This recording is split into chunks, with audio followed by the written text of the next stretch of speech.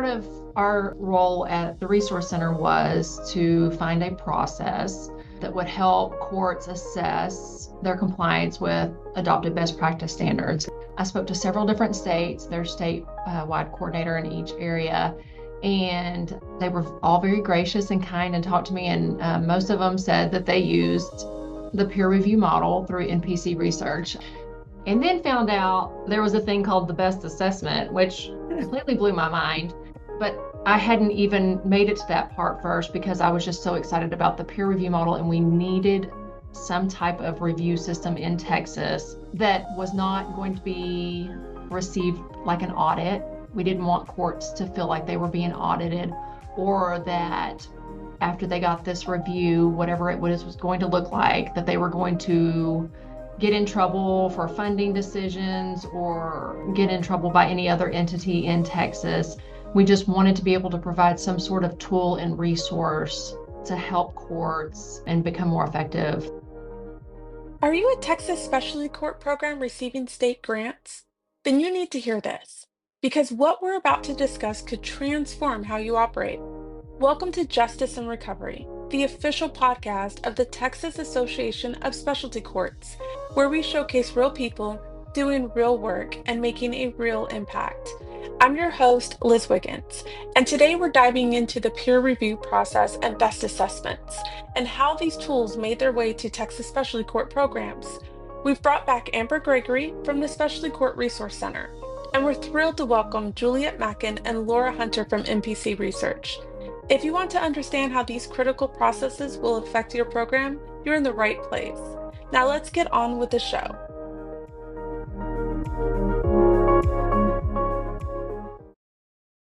Ladies, welcome to the show. I'm very excited you guys are here, and I'd like to introduce you guys one by one. Today, joining us is Juliette Mackin, who is co-president and director of quality and training and senior research associate at NPC Research. Dr. Mackin has been involved with over 80 studies of treatment courts, including adult, DUI, juvenile, family, and mental health veterans and tribal court programs, which I am very impressed by. And she has directed multi-year, multi-state, statewide treatment court studies, as well as individual program evaluations, conducting technical assistance, training, process evaluations, longitudinal outcome studies, and cost-benefit research, using both qualitative and quantitative research methods. She was part of the evaluation team that recently conducted the national evaluation of the juvenile drug treatment court guidelines, working with 10 sites across the United States, and adapted materials for implementation of juvenile treatment courts in Colombia. She helped develop the peer review model in 7 states. This model has been used in at least 14 states, as well as supported several states in developing certification procedures. Welcome, Juliette. Thank you very much. Glad to be here. Also joining us is Laura Hunter. And Laura is a project director and research associate at NPC Research, with a primary focus on treatment court evaluation and translating research into practice. Prior to joining NPC, Dr. Hunter was the program evaluator and manager in the Planning, Research, and Evaluation Division at Arizona Superior Court and Pima County. Dr. Hunter has extensive qualitative and quantitative research and evaluation experience, including the design and analysis of surveys, interviews, focus groups, courtroom observations, and court records. Since being at NPC, she has helped 3 states implement the peer review model. She earned her PhD in sociology and an MPH, Master of Public Health, in health promotion. Welcome, Dr. Hunter. Thank you so much. Happy to be here. And joining us is the amazing Amber Gregory. And I have to say amazing because she serves as the executive director of the Texas Association of Specialty Courts since 2015. That is not an easy role, and the entire board appreciates her very hard work. She also is a project manager for the Specialty Court Resource Center since 2018. and that is housed within the Correctional Management Institute of Texas at the Sam Houston State University. Through her work to identify gaps in resources and assistance available to courts as they focus on compliance with adopted best practice standards, she has formed a partnership with MPC Research, which allowed access to an automated assessment tool to help measure the court's fidelity to research-based practices. She is now spearheading the expansion of a peer review process among specialty courts in Texas with guidance from MPC Research. And that is why we are here today to talk about this project. Amber, welcome to the show. Good morning. Thank you. Ladies, I really want to know before we dive into everything, because we've got a lot to cover today, I want to know what motivated each of you to go into your line of work. Laura, can you share a little bit about what motivated you?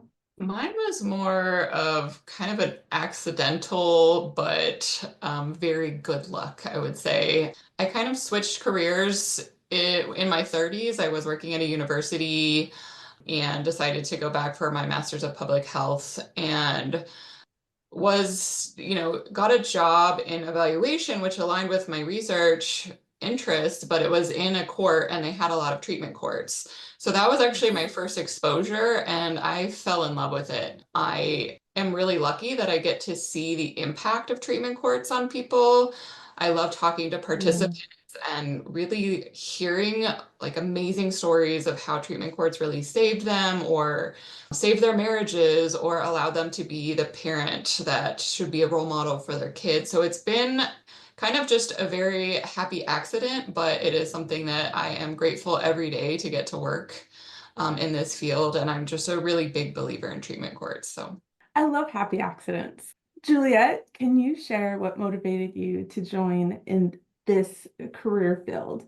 Sure. I started out as I was exploring what to do, really interested in all different kinds of social issues and trying to think about how to have an impact.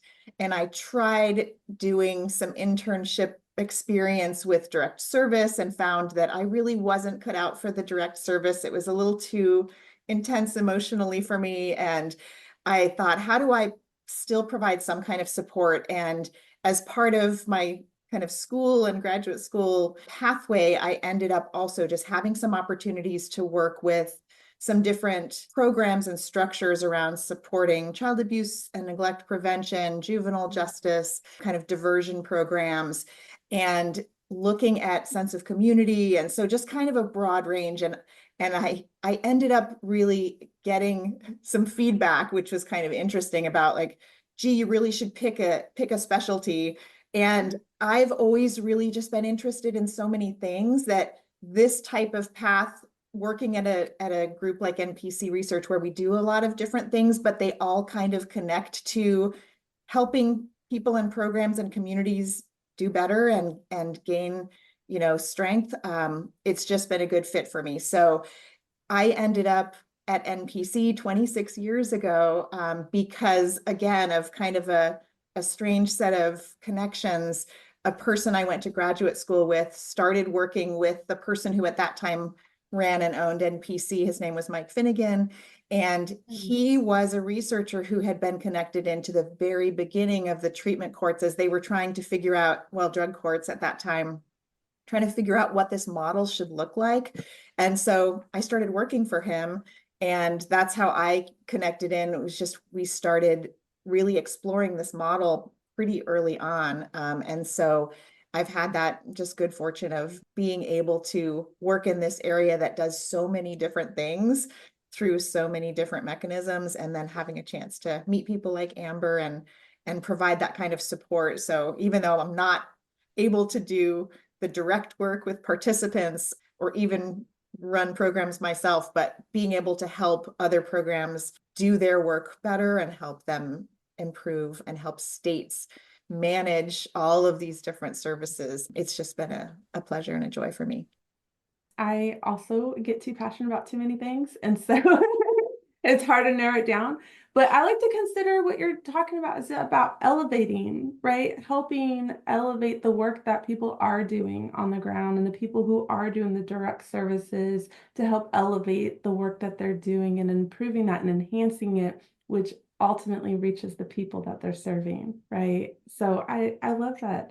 And I think that you and Laura are both a part of that, and so is Amber quite a bit. And I'm going to pick on her next. Amber.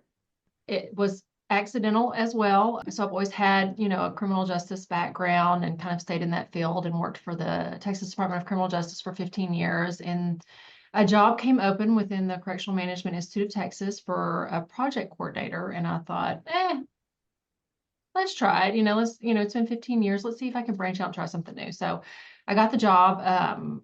All I knew was that they provided training and technical assistance, and managed associations. And so when I got here, they were like, congratulations, you get to serve now as the executive director for the Texas Association of Specialty Courts. Okay, I didn't really know what that entailed or anything, but still, very excited and very eager and stuff.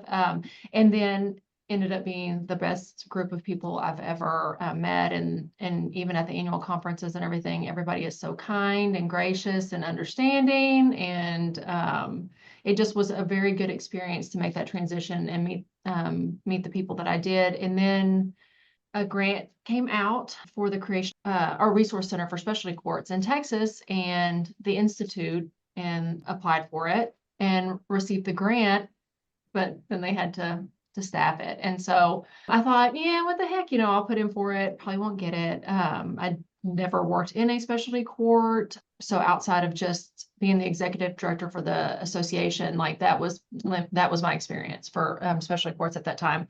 And so ended up getting the job out of faith, probably because there was no remote options at that time. And so, and it is in Huntsville, Texas, right? And so like that was not drawing people here to put in for that position. So probably by default, I got the job, and then I got to start the wonderful adventure of trying to create the resource center for specialty courts here in Texas and trying to figure out what that looked like. So, and I'm still on that path.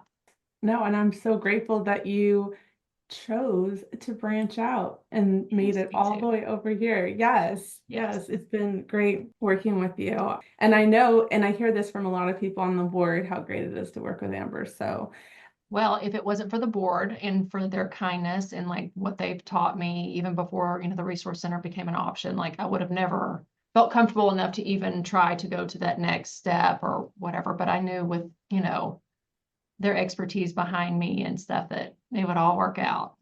Let's dive into what everyone's current role is and what a day in the life or a week in the life of what that role looks like. And I am going to pick on Amber first, since we were just talking about what she does. And I know she wears a couple different hats. So Amber, can you share with us a little bit more clearly, like what it is that your role is and what that looks like?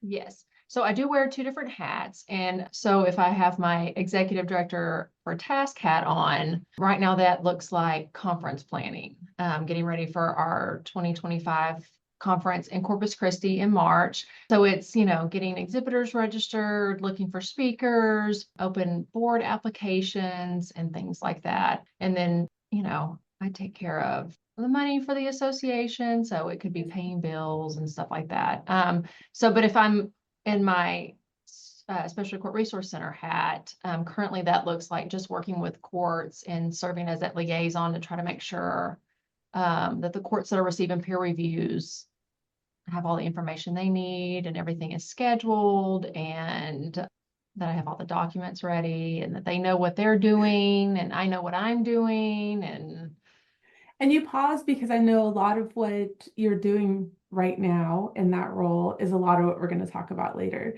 Yes. So I think that helps a lot. I think that helps the audience know a little bit more about the things that you're doing. I would say you're the queen of the coordination, but because you connect people to the resources and all the court and treatment teams to the appropriate resources that they need, but you also coordinate a lot of things and make a lot of things happen that improve their lives and improve the quality of the work that everybody's doing. So I'm just going to throw in what I think you do every day.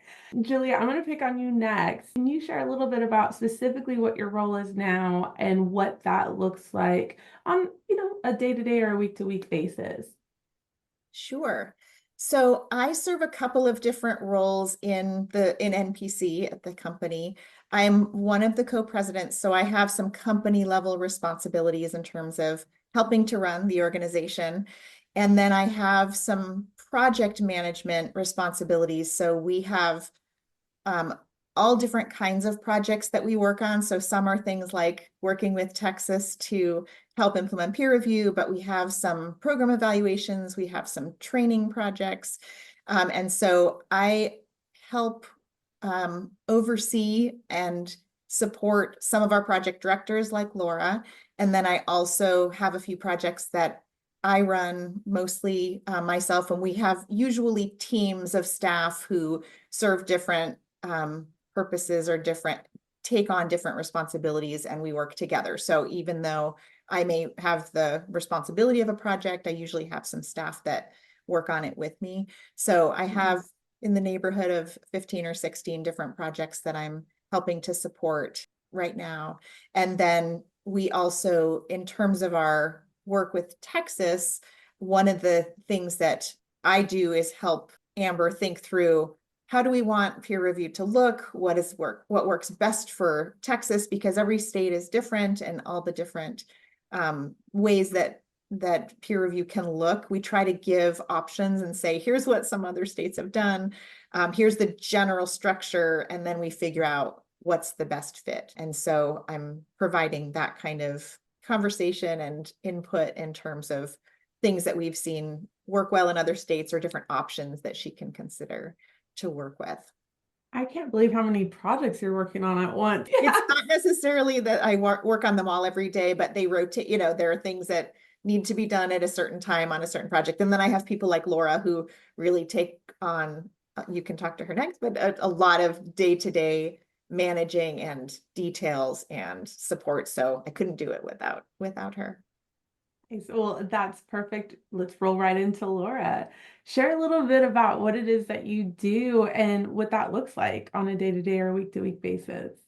Sure. So I am a project director and research associate at MPC Research, and most of my work falls under the treatment court portfolio, where we typically work with a treatment court or states to really evaluate kind of the impact or their alignment with best practices. So a lot of my work is collecting data. So that could be through site visits, through interviews, or this could be requesting existing data, so court data or incarceration data, or I'm even meeting later today with the highway safety organization in a state to look at crashes, to look at the impact of a DWI court on crashes and that impact. So it's a lot of data collection and then data analysis. And then from there, we write reports where we're saying, this is what you're doing really well. This is the impact that you're having. Here may be some recommendations that you'd like to consider to really increase your alignment with best practices. MPC also does a little bit of like national research projects as well. So we've done grant-funded projects around best practices and talking to practitioners in different types of court. So we just talked to practitioners about serving women in veterans treatment courts. So we are kind of writing a report for that. And with Juliette, we're working on a project on harm reduction practices in treatment courts. So this will really kind of shape our understanding of what courts are doing and what practices they're not doing in treatment courts and what they feel aligns well with it, or kind of practices that are common or uncommon that we're seeing. That's a lot. No wonder Juliette says that. Like I bet when you go on site, you get to meet a lot of different people and see a lot of different success stories, and just I bet you get all the feels, basically. You get to go on site and be a part of that for a moment everywhere that you go. And that's great. Amber, how did you get connected with MPC Research? Share the story. I begged them. No, part of our role at the Resource Center was to find a process that would help courts assess their compliance with adopted best practice standards. And so in my journey to find that tool that would help us, I spoke to several different states, their state-wide coordinator in each area, and They were all very gracious and kind and talked to me, and most of them said that they used the peer review model through NPC research. My contact in Georgia, went above and beyond and like sent me some documents and some different things, and just, made me like fall in love with the entire process. And so just emailed on a whim NPC research one day and asked them if they wanted to play with us, and they agreed, thank goodness. So let's just jump into the best assessment first. Before we dive into the peer review model, what is the best assessment? Who wants to answer that question? Juliette's answer is usually the prettiest. Well, the best assessment is a self-report questionnaire that programs or treatment courts, specialty courts complete to talk about or to fill out information that's related to their policies and procedures, their operations of their program, the kinds of resources they have, the kinds of training they receive. And so it's really a way to gather a lot of information about lots of different topics that cover all of the treatment court best practice and key components. So we try to gather a lot of information, whatever we think is really feasible for a coordinator or a team to pull together and gather and submit in kind of a structured survey type format. And that information is summarized through our process at NPC, and it creates a summary report that provides information about best practices within standards, within key components, so that the program itself and then state staff like Amber can see where are the areas that the program is really meeting best practices and accomplishing implementation of these different standards, and where are they having areas where they might need support, either training or resources of some kind. So the best assessment is just that first step of gathering lots of information and having a place to summarize it all and put it together. Nice. And Laura, is that something you see when you're going on site or you're working with different courts and you're gathering data? Is the best assessment a tool that's used for the work that you're doing as well? Typically, yes. Usually the first thing that a court that is being evaluated does is complete the best assessment, because this gives us a lot of information coming into the evaluation, a lot of kind of background. So yeah. That's good. So it sounds like a pretty handy tool being used across multiple states at this time. Do you know about how many states are using it that you're aware of? I think all of them. We have been using it for a long time, and every year we do some updates, and when the standards change or are enhanced, we try to make sure that we have questions that balance and make, add to the knowledge. But we've been using it at NPC, but it's also used for a lot of different purposes. So individual courts sometimes ask so that they can self-assess. The federal government has a few grant streams for drug courts and other specialty courts that they ask grantees to use it. So it's, again, filling that need for information, and it's a way to provide that summary back to funders or to the programs themselves, to be able to kind of take that next step, as Laura said. So it's a foundational piece. It's a way to not have to ask all those questions individually of all the people. So it like pulls it all together, and then it gives a place to start where we want to kind of explore further areas of need. I was going to just add how great it is to have this available in Texas now, because the first round of assessments that the Resource Center conducted with specialty courts in Texas was an assessment that the Resource Center worked on with SCAC and then OCA to come up with. And of course, it was automated through Qualtrics, but what wasn't automated was grading them after they were submitted. And we had to come up with a rubric, and it was manually graded each one that we received, which is extremely time consuming.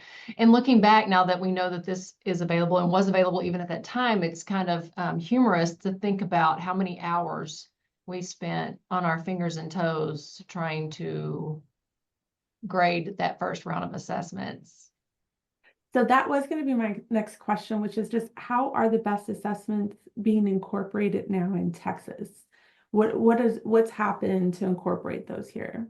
And so CJD took the stance that all courts that apply for grant funding have to complete that assessment every 2 years to even be considered for funding. And do you remember when that got implemented? Because that's fairly new. I mean, that's not been, as you said, there was a different assessment that was being used before. Approximately when did that happen? It was in FY24. Which would have started, I think, what, like fall of 2023, I think? Yes, yes. Okay. The first round of those were taken. And not only, they're required to take the assessment for grant funding, but the assessment also aids CJD and SCAC in the grant review process because they are given a copy of that beautiful report that NPC, formulates with all the answers that are given that just highlights the strengths and the weaknesses of the court. And they can use that in conjunction with the grant application while deciding whether the court should be funded or not. So that sounds like some of the courts in Texas, some of those specialty courts have probably already started this process, but not all of them have gone through this best assessment just yet. Would that be accurate? Yes. Due to increased funding available for specialty courts now, that of course is going to increase the number of courts that are applying for funding. So there are going to be some courts that are now interested in funding where they weren't before because they didn't know if they were going to be eligible for it. And so those new courts coming online will have to experience the best assessment. Yes. They will have the wonderful experience of the best assessment. So when you have this and you get the results now, instead of having to score that with your hands, your fingers, and your toes, what is that scoring process look like now? What happens after they complete the best assessment? Well, I can start with what we do, and then Amber, maybe you can talk a little bit about how you use it. So when a program completes the assessment, so it's online and they go to a link and answer some questions, and most of those questions are easy. Well, I shouldn't say easy. They are response choices that they select from. So then there are a few places where they can fill out narrative, but a lot of the questions are they select options from the response choices that are given. The person who's our liaison to that program, it's often the program coordinator, but sometimes it's another person, another contact. The goal is to have them really check with other team members and at a best case scenario, complete that information as a team or at least share it back out as a team so that everyone really gets a better sense of what happens across all the different areas of the program. So for example, there's a section of the assessment that asks about what kinds of treatment services are offered, and treatment providers are usually the ones that really know that detail. And then some people on the team conduct drug testing, and so they really know a lot about how the drug testing works. And then someone knows about who's getting what kinds of training, and there's information about the judge.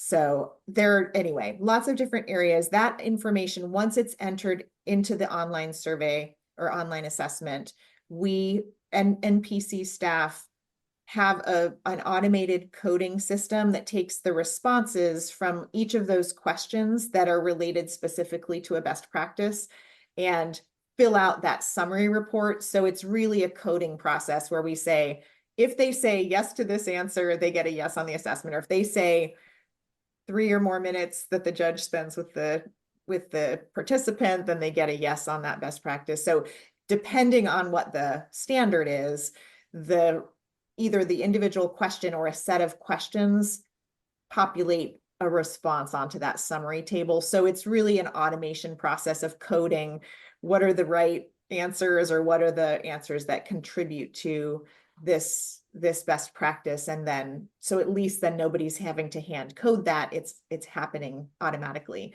And then that summary creates a report that Amber talked about. So the report usually goes to the program as well as whoever's asking for it. So the Resource Center, Amber, or other funders that might ask for it. And just to be clear, the standard and the best practices, and this is really just for the audience clarification that we're talking about, is what's released by All Rise. They have their evidence-based very thoroughly researched information that they release out about the best practices or the standards for each program type. Yeah, Yes. you're correct. Yeah. Texas Okay. adopts those. Those perfect. So when we're essentially the best assessment is checking to see how in line or how compliant that program is with the national and the adopted state best practices, right? And those standards. So I have to ask then, the report then goes to the program people, and then so any specialty court team, they'll get the copy of the report. And I'm gonna back up for a second. You mentioned about how different people on the team can actually might know more and be the best people to answer those questions. Do you have any recommendations about how people should be completing those though? Should they be divvying up the work, or is there something else? Yeah, like explain that a little bit. How should that be completed by a team that you would recommend? They're encouraged to do it as a team because it is going to reflect what the program is doing. And if all members of the team are not there to help answer those questions, especially in their own respective areas, the report is not going to accurately reflect how their program is running. And we've seen that with some of the assessments that are submitted. And, when you go and talk to them and stuff, they're like, oh, no, we're doing that. It just wasn't entered as a team. And it's so important that they try to answer these accurately just because it is reflective of how their programs are operating and that they are reviewed with their grant application, and it could, affect their funding decisions. It's just very important that they work together as a team. No, and that makes sense. And I know that can probably be hard for a lot of specialty court teams to get together long enough to do that based off of everybody's schedule and the makeup of those teams. But it definitely makes sense that doing those together would be more cohesive in their responses. Them working together to complete it as a team can also be looked at as a training opportunity for the team because they're learning what each other, what other members of the team are doing. There could be new team members there that are going to learn a vast amount of information just by helping go through that assessment. And they can also look at some things and say, okay, we don't do that, but why do we not do that? And is that something we need to look into changing? I think one of the things that we've seen programs use the report for is to justify areas that they need support in. So even though there are some areas where they're congratulated and we recognize their accomplishments and successes, and it's great to see programs that already implement a lot of the best practices, but there also is a benefit to knowing where you need to work on and where to be able to help other team members understand these are what the standards are. These are the areas we're striving for. Let's talk about the barriers we have, or let's talk about how to solve these challenges creatively. So we've found, and I think this is true for lots of funders, like there are opportunities there, even if we aren't meeting all the best practices, because no program is going to meet all of them. It's just a lot of different things. It's very hard to do, and all the resources locally vary, but to be able to say, we recognize we have, not accomplished this area, here's what our plan is, or here's what we need from this grant or this funder to be able to make improvements in this area. And to piggyback off of that, because that is such wonderful knowledge and direction, like what you're asking for in your grant application should be reflected in the report somehow. Like if you're asking for funding for a law enforcement officer and it shows on your report that you don't have law enforcement on the team, like that's kind of the purpose of it. So also, Laura, since you've gone in, your team kind of goes on site and they meet with different people, and not just on site, but providing that support to the different courts. And it's usually following the best assessment results, right? Do you find that lack of cohesiveness impacts how your team can support that court at all? Do you find that when they're not working together to complete those reports and there's some inconsistencies, does that impact the work that you guys do as well? We do have to correct the best report sometimes because we'll find out later that they are doing a practice or they are not doing a practice. So if it's not completed collaboratively, sometimes they just don't know what, is offered in their treatment provider. Excuse me. And as Amber said, it's a really great opportunity for them to learn about some of these services that are offered if they're not aware. So it is definitely a best practice for them to do it collaboratively. I think sometimes if they're not doing it collaboratively or they don't know what is happening in their program, it's a kind of a sign of a like underlying little bit of a dysfunction. I don't know if dysfunction is really the right word, but it's kind of reflected in other things too, right? If they're not having these discussions, if they're not kind of making time or understanding what's going on, it might reflect that their policy and procedures manual needs to be updated because they're not understanding kind of what is happening in their program. Juliette, you may be able to answer that question better than Now, I thought that was a great answer, but Juliette, do expand on that because I think Laura brought up a great point is that if there is a disconnect in the best assessment report, it often is reflective in other areas of how the team is working, right? Yes, absolutely. I think Laura's completely right in that we can see reflections across kind of that cohesion and whether or not the team really all has a full understanding of what's happening as well as what should be happening. One of the things I wanted to add to that is when we've done best practice research to look at what is the impact of making some of these changes, one of the areas that comes out really, really strongly is having teams that are willing and able to look at themselves, gather their own data, take program information, take evaluation feedback, and actually make modifications. Programs that do that, even if they start off having a lot of areas to work on, if they review their own data, if they look at their own statistics, or if they bring an evaluator in to help them get feedback, and then they change because of it, those programs have much better reductions in recidivism and much more cost savings to their program over time. And so we encourage programs to use this as an opportunity to see what they're doing and pull people together. I think one area that's a real challenge for lots of programs is bringing all of the different team members into training, like getting everybody to be knowledgeable about all these things that the treatment courts, that the specialty courts focus on. There's a lot, and these participants have needs in lots of areas. And so the more that people can gain experience, learn about each other's role, learn about what specialty courts can do, and then actually make some changes that really can impact the programs in a really positive way. I like that. And we've done so much. Like I know that this project had to have been worked on well beyond fiscal year 24, well beyond fall of 2023 to get it to the point where it was starting to be implemented, right? So can you share a little bit, Amber, just how long you've been working on this project at this point with MPC to get the best assessment off the ground? I would say since 2022 is when we first started this project working together on this. That somehow led us to the peer review model. So share a little bit about, one, how did we even get to the peer review model and what is the peer review model? Well, shockingly enough, I started with MPC or went that direction because of the peer review model. And then found out there was a thing called the best assessment, which completely blew my mind.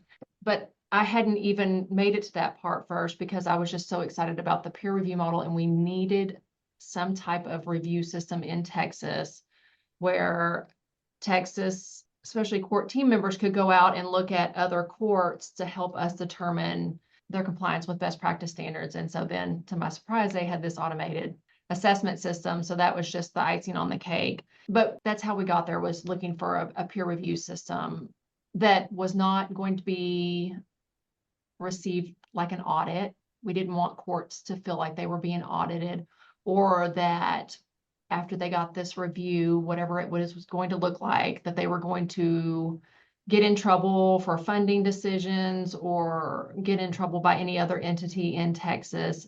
We just wanted to be able to provide some sort of tool and resource to help courts and become more effective and keep costs down at the same time.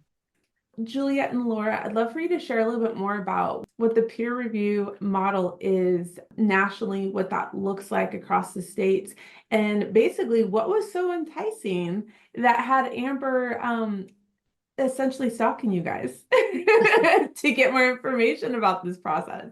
So please share this tool with us. We want to hear more.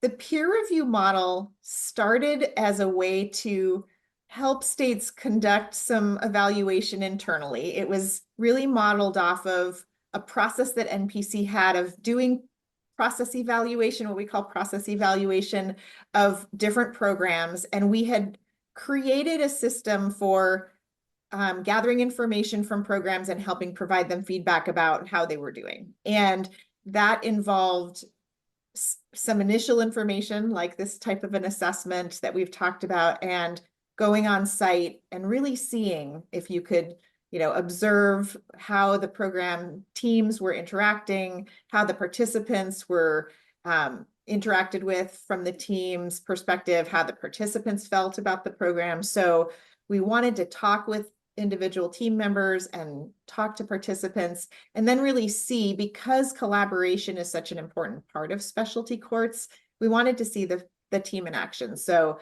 being able to observe their staffing meeting, their team meeting, and then also see how the court session operated. And as I said earlier, there are lots of different ways that programs operate, or how they implement their best practices in different kinds of ways.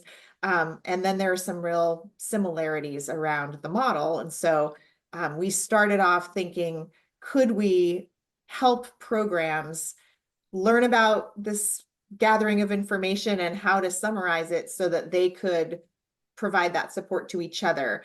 And one of the purposes of the peer review is to create opportunities for teams to get to know each other, to see each other in action, to learn from each other, to build a learning community and connections across people from different programs. One of the things that we heard often was that team members really became very focused on the day-to-day and the busy needs of their particular participant population, and addressing the challenges that they had internally, and having a chance to talk with someone else who had their same role in a different program, and see how a different judge operated court, or see how a different team interacted, what kinds of resources they were able to get locally. Like, it really gave other teams information and helped kind of create some enthusiasm and spark some new ideas. So the idea behind it actually came from a state coordinator who said, could we do some process evaluation, but rather than hiring an outside evaluator to do all these evaluations, could we get some streamlined version that we could teach programs to do, and they could visit each other? And the benefit is that the person who's going to do the observations and the interviews learns a lot too, not just the program that's being reviewed.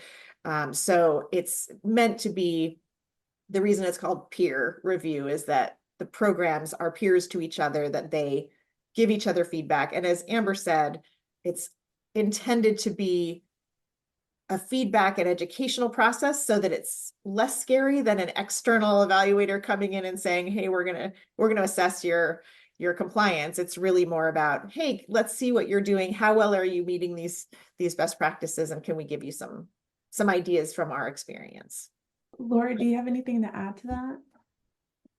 I think Juliette captured everything. I think I would just reiterate that I think one of the most interesting or best parts about peer review is just seeing the peer reviewers take things back to their own programs. So they can learn like new incentives that they hadn't thought of or ways of running the staffing meeting more efficiently. So it not only benefits the program that is being reviewed, that learns all of its strengths and what to continue doing and some areas to prioritize for opportunities for enhancement, but really those peer reviewers are also bringing back ideas to their own programs and really thinking in new ways. And we don't often get a chance to review other courts, and it's really fascinating. And usually peer reviewers really enjoy the process.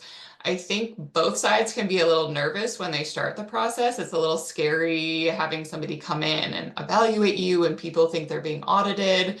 But usually once the process starts getting going, it usually is a rewarding and kind of fun experience for both sides, I think. I've heard that that's exactly correct, that it's very rewarding for everybody involved. Amber, that actually makes me think about, how is this being incorporated in Texas? Share a little bit more about what is happening on the ground level here in Texas when it comes to the peer review model. So right now we are focusing on 15 courts that are funded through CJD to complete the peer review process on. And some of those have already received some peer reviews this year. Thank goodness we've got this rolling, but we're hoping to finish those 15 within this grant cycle. That's our goal. And then, just expand it each year, and so that eventually all courts that not only are funded by CJD, but are registered as a specialty court in Texas can receive a peer review. How's the response been so far to this process? Kind of mixed, only because it's new. And so when I'm reaching out to courts and saying, hey, guess what? You're fixing to go through this peer review, and, they don't know what to expect. And then some of them are like, is this one of those optional things? So I'm not going to really respond because I'm not sure that I really have. Maybe she sent this to everybody, and so maybe this isn't just specifically for my court. And so it's been a little mixed. So not only are we focusing on completing the peer reviews and teaching the reviewing team and the teams that are being reviewed about the process itself, we're also doing a lot of coaxing and reassurance that, I know it seems like a lot, but this is actually going to be a good time, and you're both going to benefit from this greatly. And I know it seems like a lot, but it's not. Like, the entire process is so streamlined the way that MPC has structured it, that it really is not as daunting of a task as it seems. But also, I think in our experience is that courts are often very busy, right? A lot of times they're doing this in addition to other dockets that they have. A lot of the judges I know have a whole other docket a lot of times. So their work isn't only dedicated to the specialty court. In some situations it is, but a lot of times it is not. And a lot of times the treatment team is made up of people who have essentially full-time jobs with other caseloads or other things that they have to do. And so this is just already an extra thing, so to speak, that they do. And so the idea of taking on something else can seem overwhelming, right, to the work that they do. And the court team being reviewed, since most of them have already completed a best assessment, which is the first step in the process, due to them receiving funding from CJD, the time is really minimal as far as their effort into it, because we come in and just kind of see what they're doing, other than, the team interviews. So, it's just business as usual for them. I'm glad you mentioned the team interviews. Can you guys expand a little bit more about them, what you can expect if you're the person being reviewed? Like, what does that experience seem like? If you've completed the best assessment, like you said, then your time should be pretty minimum if you're being reviewed. So what does that kind of look like on the ground for that team? Well, in Texas, we have it modeled where we're usually there. The reviewing team will be there for 2 days. And during that time, each team member will have an individual interview by themselves. We schedule those for about 50 minutes just to give enough time, because some people don't like to talk, but some people do, and carry the conversation longer. So just to give ample opportunities for that. And then during that 2 days, a focus group will be held with participants. And then the review team will also be observing the staffing and the court. Okay. So they'll be able to see basically all the different aspects of how the program is implemented, right? Yes. And then get individual feedback from all the different people who are part of that. And then the participants, like you said, a focus group. Can you share a little bit more about what this focus group is? Well, it's a voluntary basis. We just ask that the coordinator or whoever's kind of driving it for the court being reviewed, kind of advertise it before the actual peer review is held. So it's at a certain time, certain location. We try to get participants to come, and questions are just asked of them about the program, their perception of the program, how they benefited from the program, any changes that they think needs to be implemented, things that they liked, things that they disliked. They're assured that it's confidential, this information, like it's not going to be like participant, so and so said this about y'all. We just allow them to try to, speak freely and just tell us about their thoughts on the program. Is that the same thing for the treatment team members, the one-on-ones as well? Are those all confidential and Yes. you just try to get them to share that information as well? Mm-hmm. Yes. And there's structured questions for each area. So NPC has, in the peer review process, there's structured questions for each team member interview. There's structured questions for when you go in and, conduct the focus group. So the reviewing team is not coming in and seeing, saying, I think we'll ask them this, and then building questions off of that. And then, well, that interests me. I'll just ask these kinds of questions. Everything that happens and everything that they ask is already outlined, and it's all very specific, and there's a purpose for each question that is asked. So, and you might have mentioned this, but I'm going to go back to this part of it, which is when you're asking the reviewer, the people who are going to come and review, it sounds like you guys are actually pulling people from a similar court program, correct? Yes. And so Texas is a big state, but we're trying to keep that in mind when we are looking for a review team. So I try to look at proximity, similar court type, same kind of population in their area, and then just willingness to do it. So those are all factors.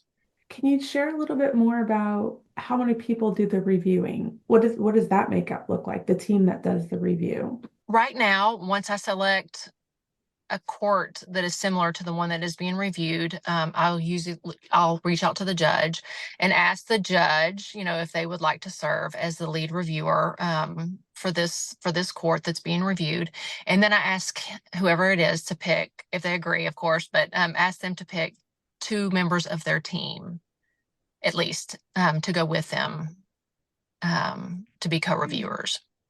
Perfect. So it's at least 3 people that go, and then they, maybe drive, maybe fly, depending on how far away it is, Yes. over to the other court that they're going to review.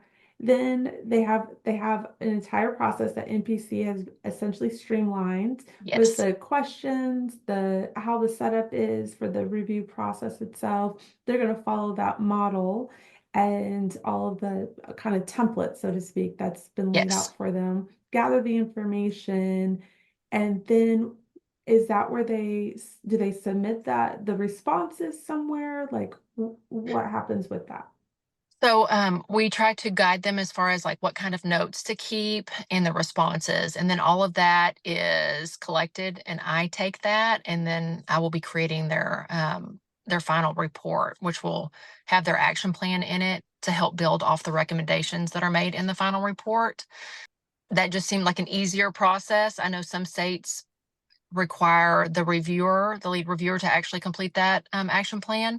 But I tried to take in mind, that people are busy and stuff. So as of right now, the resource center is handling that part. That is definitely one more thing that goes to your day-to-day work, Yes. week to week. That is a big chunk of work right there. So oh my goodness, especially Court Resource Center, then, which is really you and one other person, right? Mm-hmm. Let's be Yeah, me and clear. Kirby. You and Kirby And come we in do and have a research associate too, Dr. Bills, that works with us, who does like a lot of like data analysis and stuff. Yeah. perfect. Okay, so you guys take this information that you get and turn it into a report with some action planning, Yes. right? And does MPC research do anything at that part of the process? Right now, they're still helping, us kind of get off and flying. And so I do rely on their expertise so much. And so I will like get them to check the final report and stuff just to make sure that I'm doing it correctly. And they always, help give me guidance in that manner.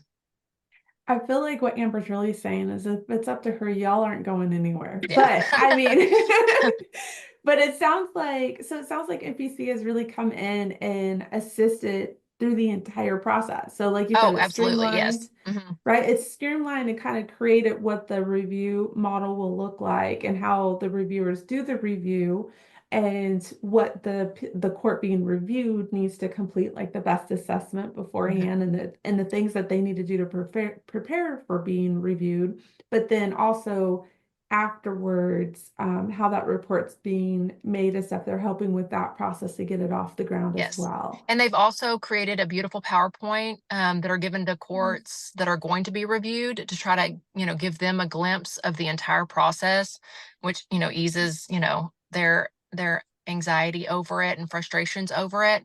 And things are always going to change as you go through the process, especially since this is new. So as we're moving forward, we're seeing kind of little things that we need to work on or that we need to incorporate that we didn't think about at first. And so that's when I'll be like, Juliette, like this is happening. Like, what should we do? And so like one of the other things that we've implemented is we're getting the lead reviewers to do a mock interview session prior to the peer review, just to try to work through like how the questions need to be asked, what kind of wording we need to stay away from, and things like that. So So you are really creating resources so that there's basically assistance or resources for the people who are doing the reviews even so that they're doing the best that they can do, which will mhm. ultimately benefit the people who are being reviewed. And coming full circle, both the people being reviewed and the people doing the reviewing are learning through the entire Yes. process. And that's very fun to watch. Laura talked about that being a part that she loved too. And that is also a hard part during the review when they do hear something that they like or a process, that the court is implementing. It's very, very natural to want to know so much more about that one specific thing. And then, gear your questions, your interview questions towards information on that thing, which it's one of the reasons why we're trying to structure like, you got to stick to the script and everything else. But they get so excited when they learn something new. It's very easy to try to divert over to that. But you can see them getting excited too. So Yes. No, I can imagine. I'm just imagining the energy in the yes. room when things like this happen. And, I think all three of you ladies at one point or another have told me how this essentially is just leading towards a learning community, right? That's what you're developing, a learning community amongst all of these specialty courts. And there's so much to learn. It's what we want them to do is learn from each other, right? And which is one of the other reasons why we try to match them with the similar court types and stuff, because now y'all have built a relationship, after, you're reviewing this court, so that if y'all need anything in the future or you want to bounce ideas off of each other, like then those courts have that type of relationship moving forward. Yes, I really like that. Is there anything else, Laura and Juliette, that you'd like to add to the peer review model that we've just discussed? I was thinking of one other piece that we didn't really talk about yet, which was one of the things that Amber asked to integrate into the peer review model in Texas was a review of some key program documents. So the programs do share their policy and procedure manual and their participant handbook.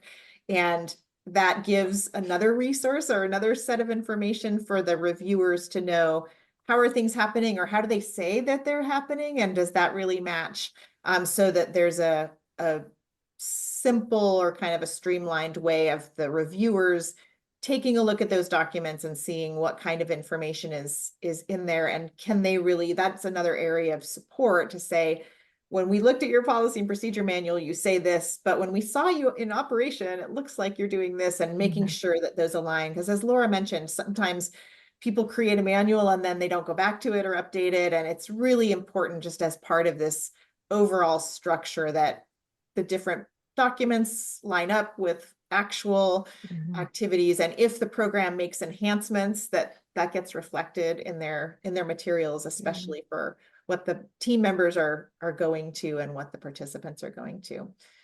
So I think that's a nice enhancement too to the model in Texas. I agree. It's been my experience that, you create those a lot of times towards the beginning of the process.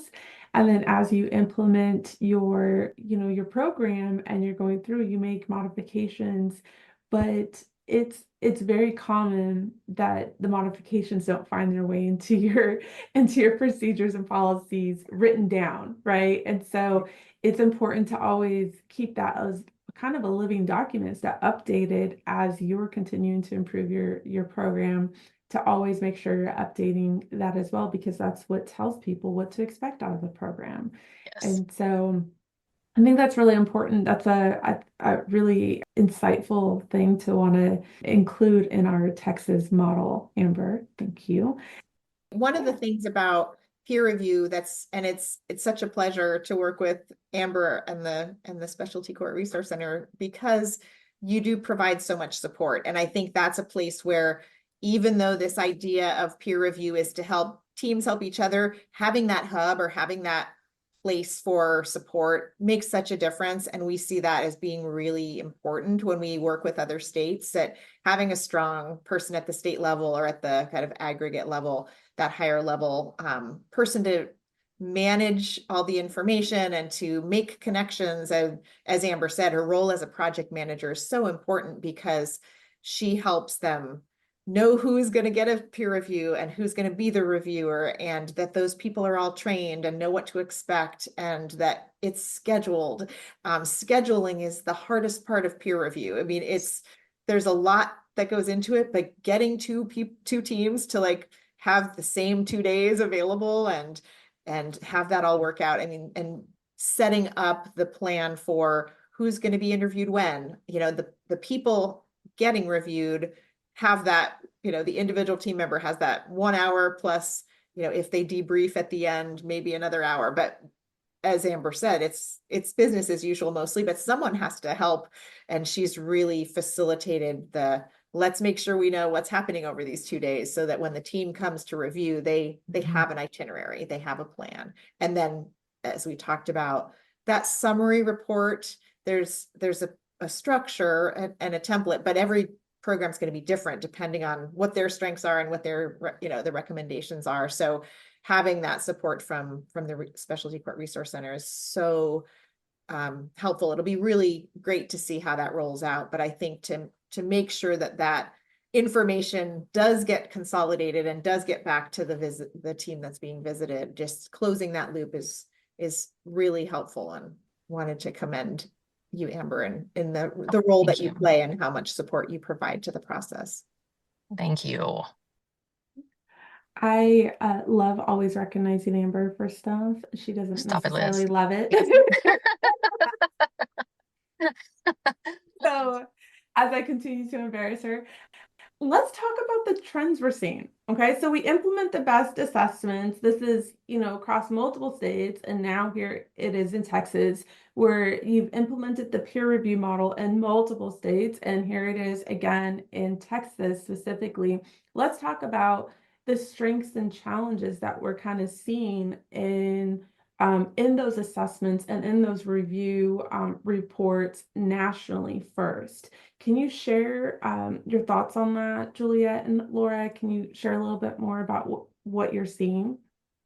One of the things that we've completed for Amber and that she requested for her programs was to pull all of those best assessments together and take a look at across the groups of programs by court type, how are things going, right? And that gives her information and the state information about what needs to be part of training conferences and what needs to be part of support and technical assistance that goes out to programs. So one of the things that in the last cycle, when we looked at kind of the adult drug courts or the specialty courts, I would say some of the strengths are a lot of behavioral health resources, lots of different strengths in terms of treatment, quality indicators around treatment, and things like the treatment providers are licensed and they are trained and they are providing some really important evidence-based practices. So having that substance use treatment and mental health support, those kinds of things, generally speaking, are really strong. I think the other area that looked really strong to us was aspects of the judicial supervision. So having judges who want to be specialty court judges, they volunteer, or that they stay for a few years so that they gain that experience, that they're integrating best practices. One of those key practices that evolved out of the best practice research was having judges spend time with participants in this court hearing. So they spend at least 3 minutes on average talking with the participant and getting to know them and giving them support and feedback. So those strengths around treatment and judges is really important because those are the core to that specialty court model, making sure that we're integrating those aspects of these programs. So I think those are areas that are looking, common strengths, obviously still variety across programs. And then I think challenges are, it's really hard, and this is true nationally, to get every team member trained in everything. We talked a little bit about this earlier, and particularly getting the core treatment, the specialty court team to have all the attorneys and their law enforcement officers trained in all the things. They don't have authority over them. It's a collaboration, it's a partnership, but trying to get people who have busy lives to be trained, I think is usually challenging. So we find a lot of training happening, but trying to get all the people, especially with turnover, when team members change, just getting and keeping everyone trained on all the things is hard. And then I think it's a challenge for programs to build out this infrastructure around steering committees, advisory committees. They're getting a lot of support from the state, but having that way to build their system of improvements, to look at sustainability, to think about how do they want to operate, and take a minute to look at their data or take a minute to integrate feedback from these peer reviews. It can be tricky. I think a lot of programs still meet as their team for staffing, but then try to build that in instead of having that special time set aside. So those are areas I think that lots of programs find as challenges, and both nationally, but definitely in Texas as well. And I'm not sure, Amber, if that resonates with some of the things that you've seen. Yes, I would agree with that. Laura, was there anything you wanted to add nationally before we dive into Texas specifically? Yeah, I think nationally we have seen some impacts from COVID that have lasted. So one thing is that, research shows that if you get participants into treatment courts within 50 days of their initial arrest that led to referral, that tends to improve their outcomes. And we see fewer courts kind of meeting that threshold, and it's already difficult for some court types to meet that, especially if it's like post-sentence type courts. So we know that that's not always an achievable goal for some courts, but overall we have seen a decline in the number of courts being able to reach that. In part, just case processing delays that occurred. We've heard from some practitioners that they're seeing more plea deals happening, so less kind of leverage or incentives for people to enter treatment courts. Some practitioners have even talked about like the delay has been so long that by the time they actually get to referring or reviewing that potential participant, they've already had a new charge that makes them ineligible to participate. So it really does have consequences if people aren't, being linked with treatment when they need it, and maybe when they kind of have that pivotal moment that they're kind of ready for change, when they, have been arrested recently, that had kind of that moment.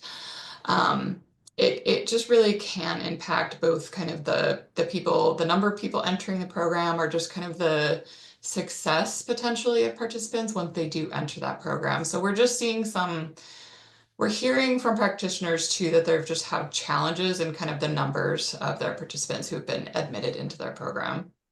That's a good topic. We've talked about that a little bit before the show, but in Texas, I mentioned that we have, having been a former defense attorney and prosecutor, we have a certain law here that is, we call it the Michael Morton Act, where, the defense often feels they need to see all the evidence before they can advise somebody to get into the program. And absolutely, people are picking up another charge a lot of times while they're on bond because they're not being connected with treatment right away. But there's this legal obligation, ethical obligation of the attorney to actually review the case and make recommendations and be able to properly advise their client before they can link them to that treatment.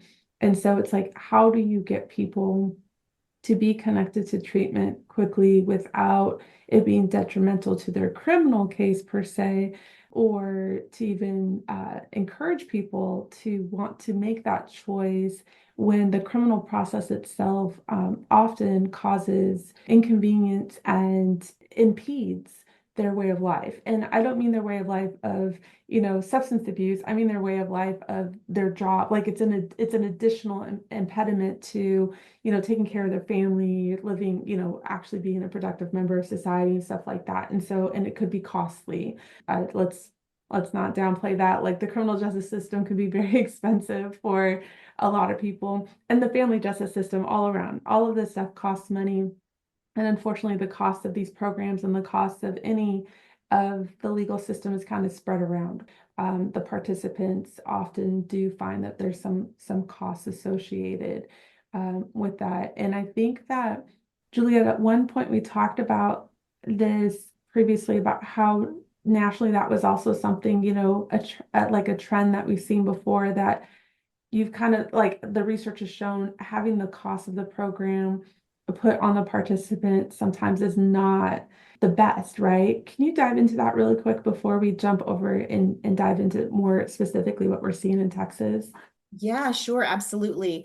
One of the things that we found in the early years of the best practice research was that programs that had fees or costs associated with them helped people really participants kind of invest in their treatment, invest in their change process. It helped them feel like they were getting value out of their work. So we were seeing people actually, some programs do better if they had small fees.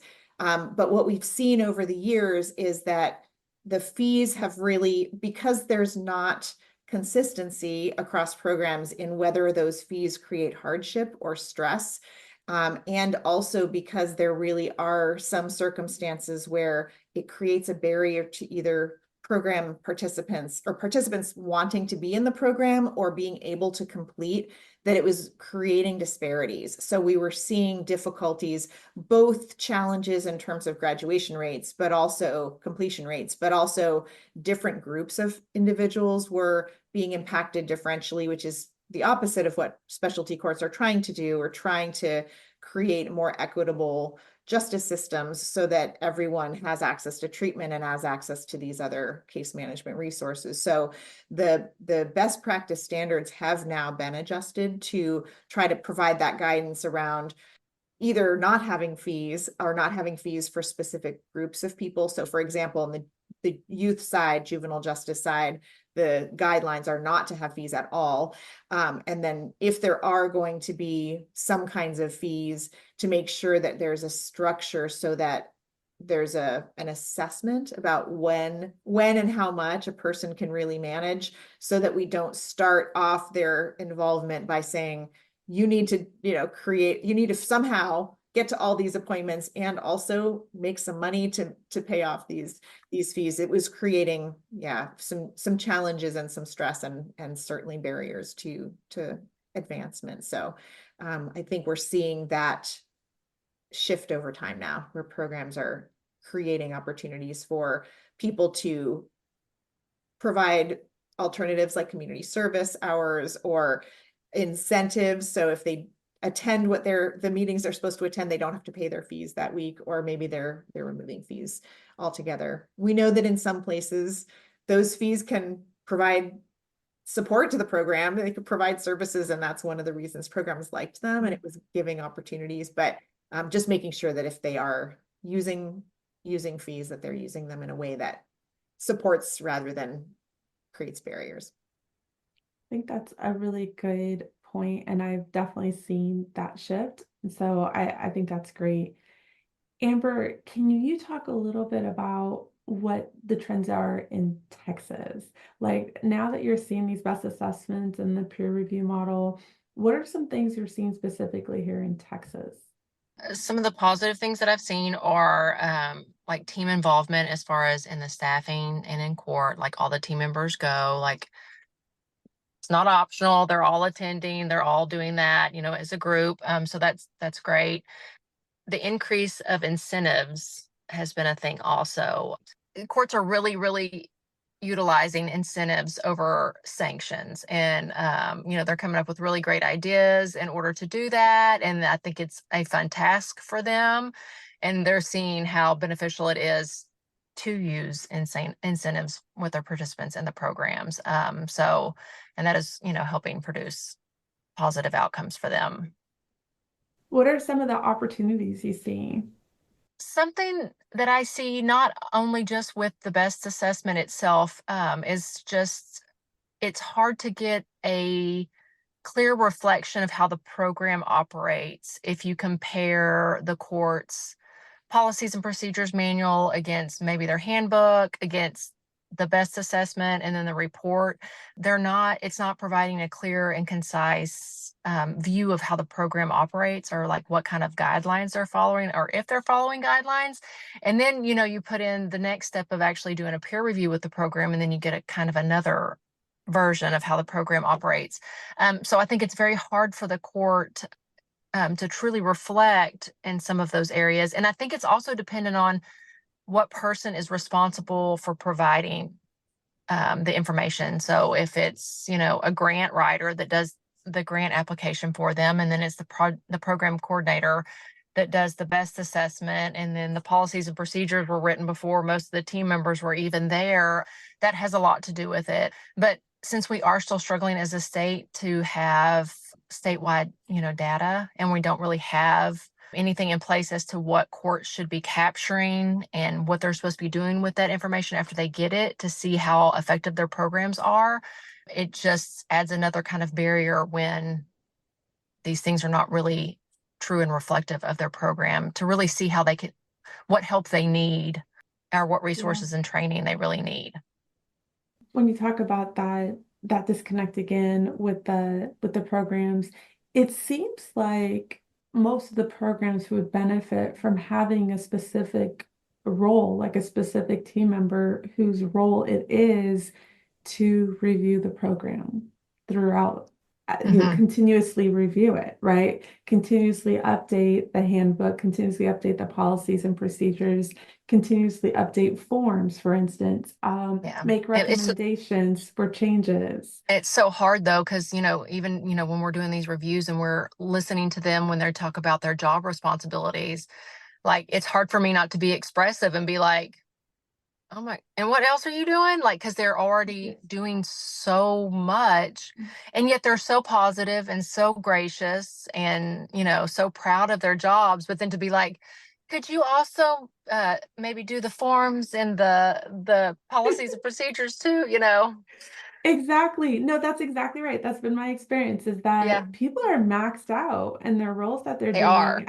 And a lot of them are doing that because of their passion for this work, right? Their heart is really in this. And I think that's beautiful. I think that's a wonderful thing. During no time during any of the interviews has anyone ever said, I have too many responsibilities. I am overwhelmed. I am stressed. They would just list them out and I could just interpret that it was a lot. However, they are still very proud and just, I mean, have nothing but positive things to say and are just grateful to be a part of, especially court team and the things that they do, which is so empowering, I think. I think it's a wonderful thing to have a job that you feel like you're making an impact, right? You go to Absolutely. work Yeah. every day, the work that you're doing, it feels very rewarding to do this work. It can also lead to burnout. It leads to a lot of turnover, and it leads people to, again, you get to the point where there is no room in the work that you're already doing to take on the opportunity to review and to reflect and to Yeah. look at improvement areas and enhancing things. And I know a lot of people will come to the conference, right? To the one that the Texas Association of Specialty Courts puts on every year. But then also All Rise puts on their national conference. And if possible, I know a lot of team members will go to those conferences as well. And it's full of information.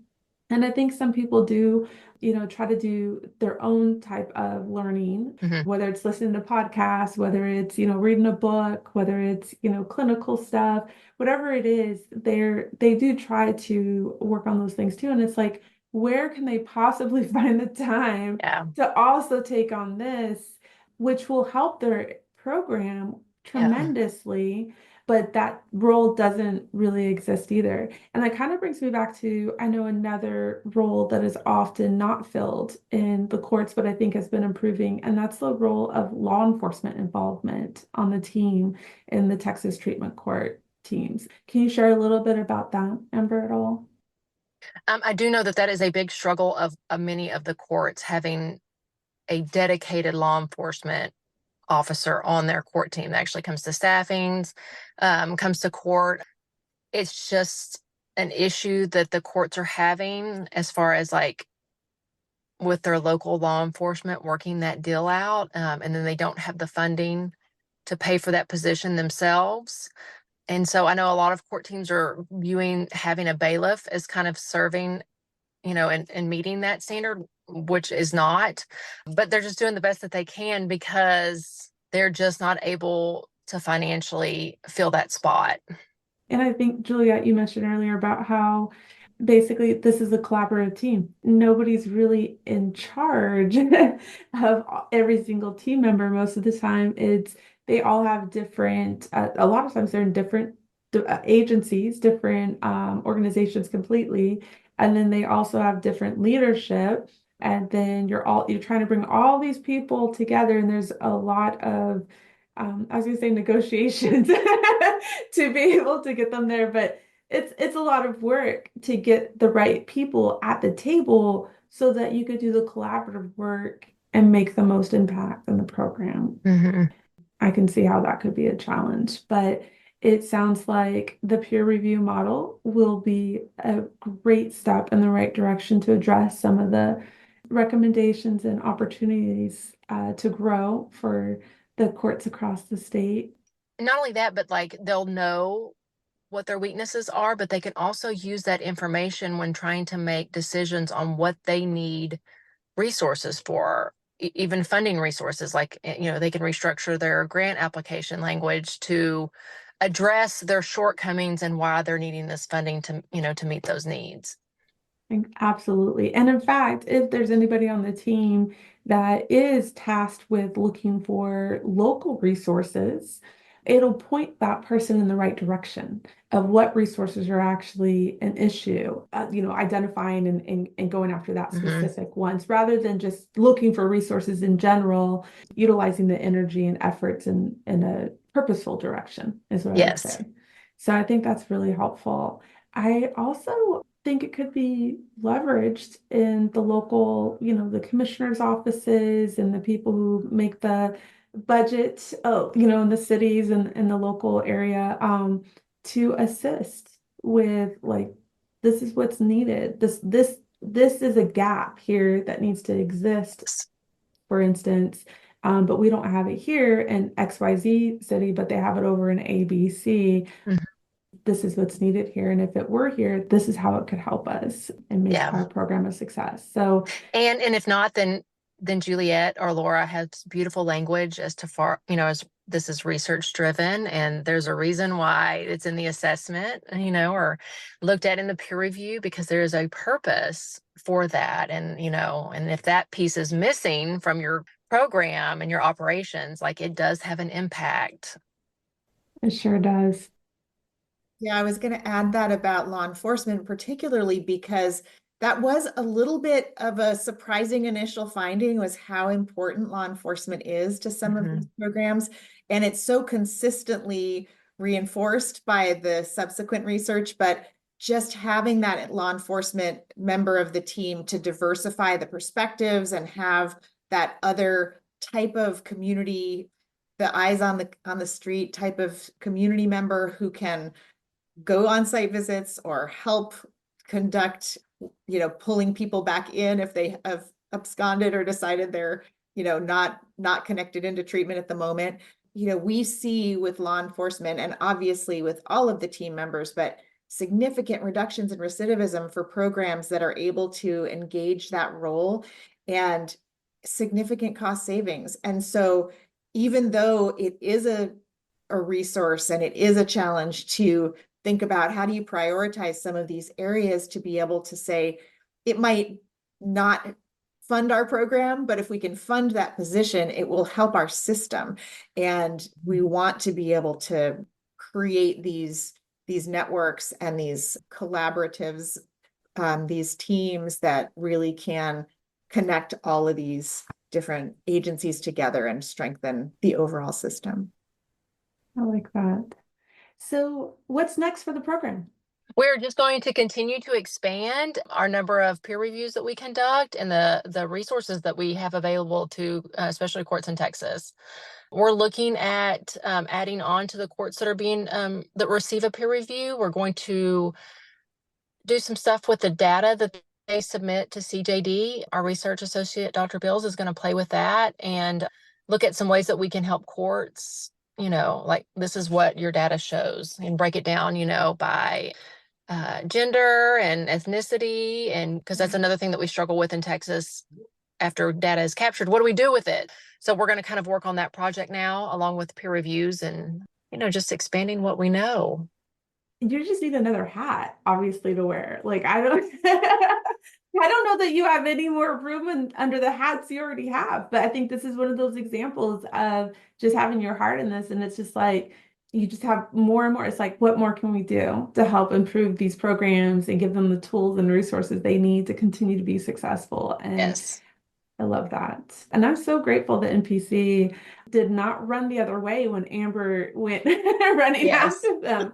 Thank you so much for coming to Texas and helping with this progress, like this whole program, and helping with this process is what I was going to say. It's just been wonderful hearing about this. I'm excited being able to learn about it.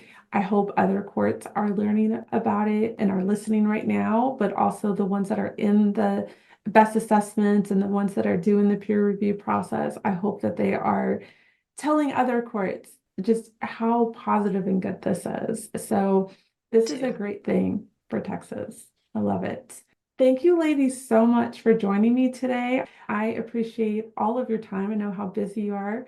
And I am just so grateful that I've had the opportunity to meet you and learn more about you and to learn about the work you guys are doing in Texas. Thank you, Liz. I appreciate it.